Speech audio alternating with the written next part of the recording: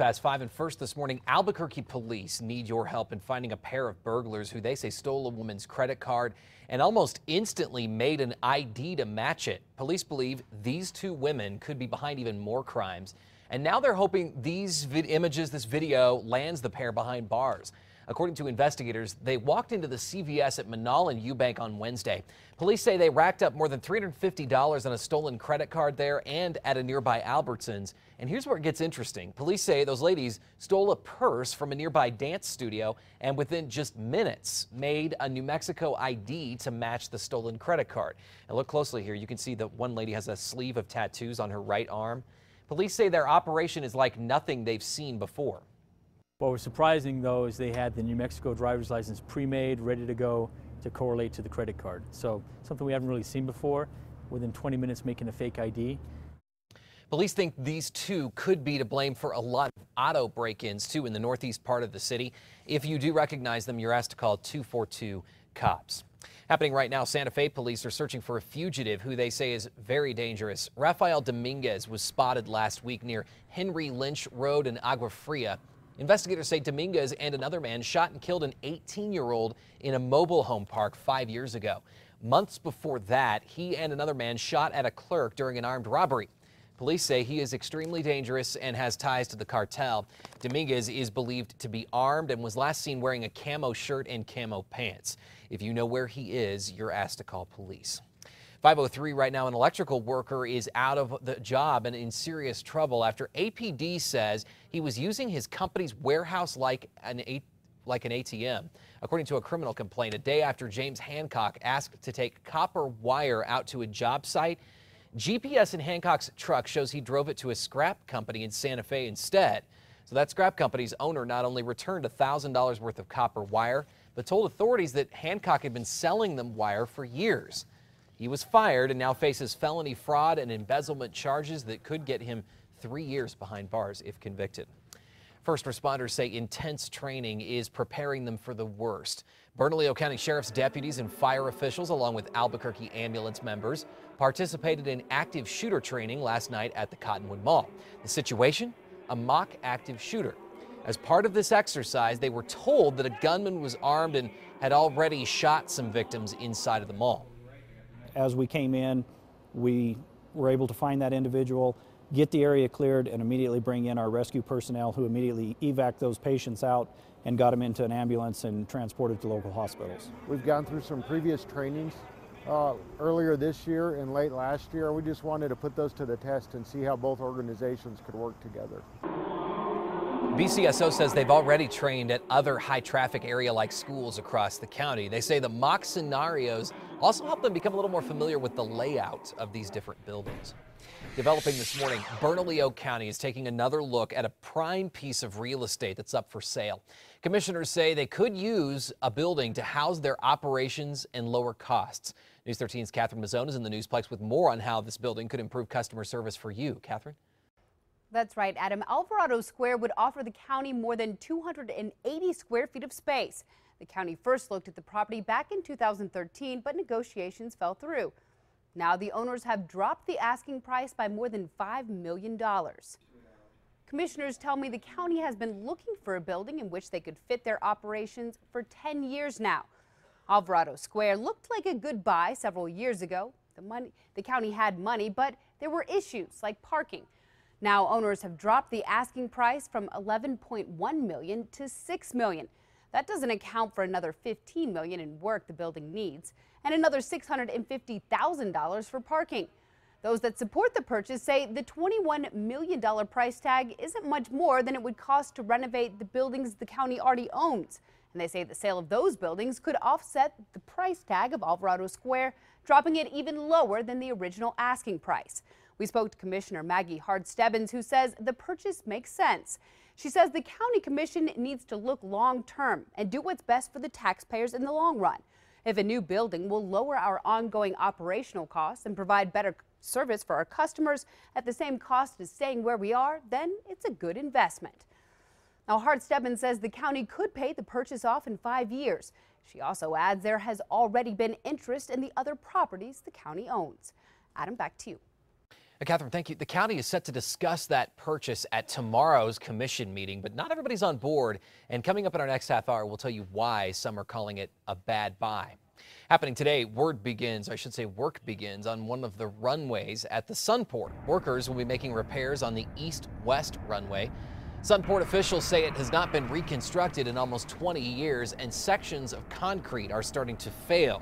Repairs are expected to take about 2 weeks there. New Mexicans who need mental health care and rehab for substance abuse may soon have to find a new provider.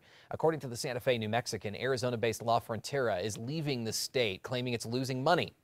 The company got millions from New Mexico to help replace 15 behavioral health providers removed by the Martinez administration for Medicaid fraud allegations. It's unclear who will take care of La Frontera's nearly 3,800 clients now. 508 veterans around New Mexico are getting more help from the state. The governor signed a set of new bills into law on Friday. One allows disabled veterans to transfer their property tax exemption to a new home. Another provides a 50% discount on hunting or fishing licenses. And one brings the state into compliance with the federal GI Bill guidelines so that veterans' families can receive in-state tuition. A fourth bill allows New Mexico military personnel deployed overseas to receive assistance for their family funded through income tax donations. That provides things like food and clothing. New this morning, Hillary Clinton is heading to Iowa hours after announcing she's running for president. This makes the second time the former First Lady has thrown her hat in the race for commander-in-chief.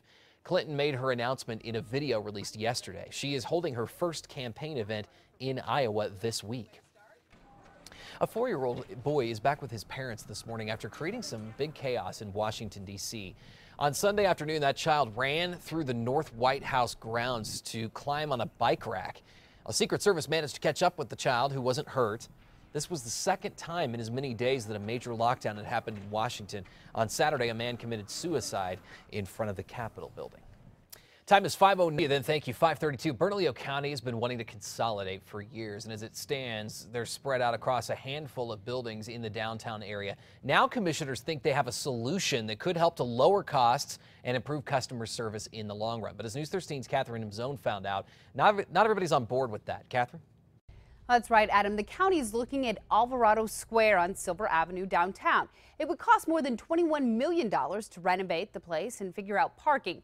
Some say they could offset that cost by selling off the county's existing properties, which would cost more than $21 million to fix up.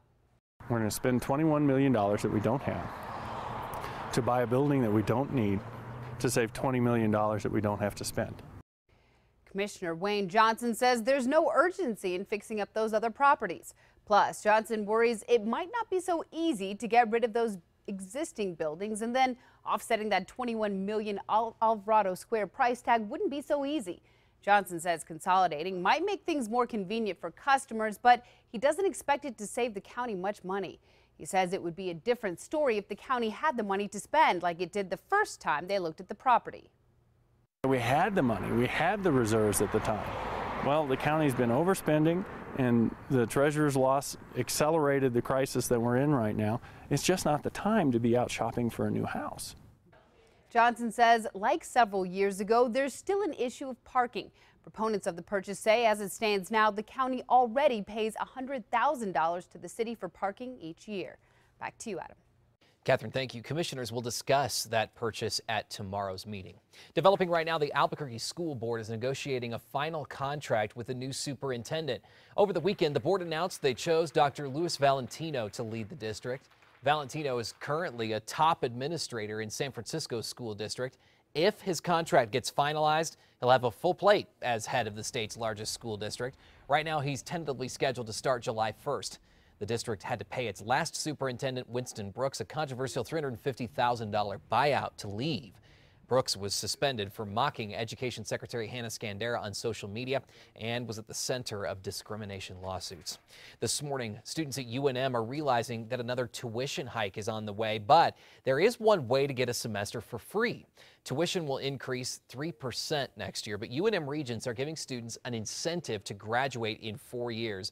By projecting a 3% increase for the next 3 years, if a student graduates in 8 semesters, they'll get their last semester free. This, of course, comes after the news that the lottery scholarship will likely only cover about 85% of a student's tuition. We did some checking, and tuition at UNM has risen by 50% over the past decade. It's from about $4,000 per year for tuition and fees for undergrads to more than $6,000. So the next time the Lobos play at the Pit, you might notice that things are just a little brighter. Once I got the final call, I was ecstatic about the idea of actually being able to integrate my views and my sort of perspective into the community here. North Carolina-based artist Ivan DePena beat out 63 others to create that right there. It's called Inside Out. More than 150 lights seen here during a test last week will illuminate both the inside and outside of the pit. The lights will even feed off the crowd's energy.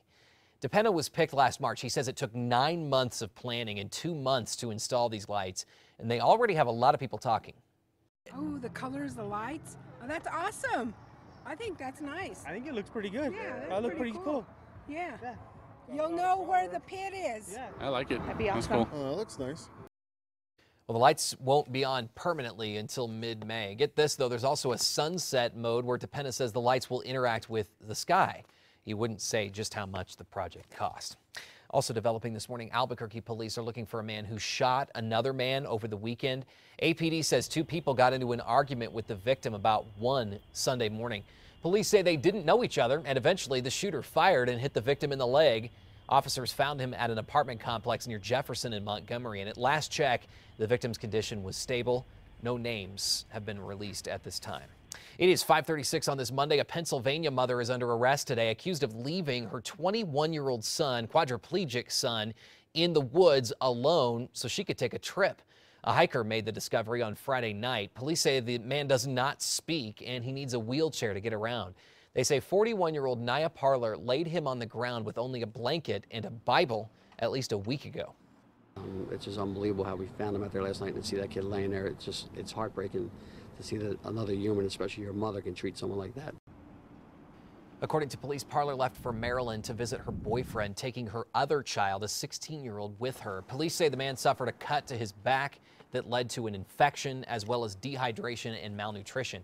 He is being treated at a hospital. Police in Wisconsin are investigating a double shooting that followed a deadly car crash.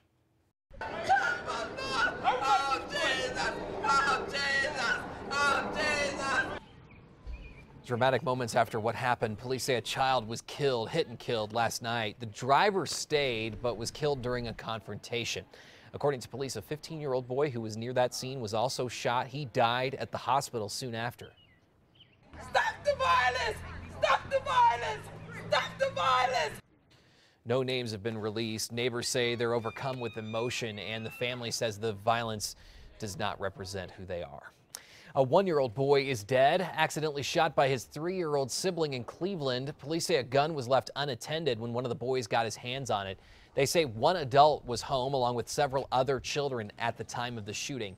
No word on if the adult, who is not being identified, will be charged.